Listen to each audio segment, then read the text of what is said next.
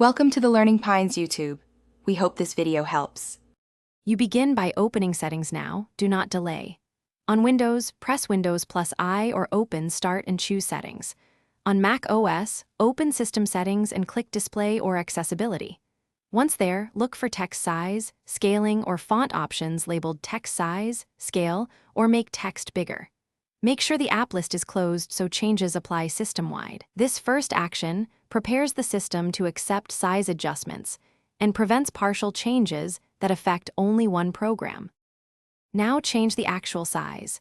Move the slider to 125% or 150%, or choose a preset like larger or very large. On Mac OS, use the display scaling options. Once done, preview how text and UI elements respond. Make sure to apply or click Keep Changes when prompted. Some systems need you to sign out or restart to fully update fonts. If available, change DPI or Advanced Text Size for precise control, because scaling affects layout, while font size tweaks affect only text rendering. Finish by checking common apps, browser, email, file manager, and restart them to load the new size. If an app still shows small text, use its internal zoom or accessibility text size override. Make sure windows and menus fit the screen.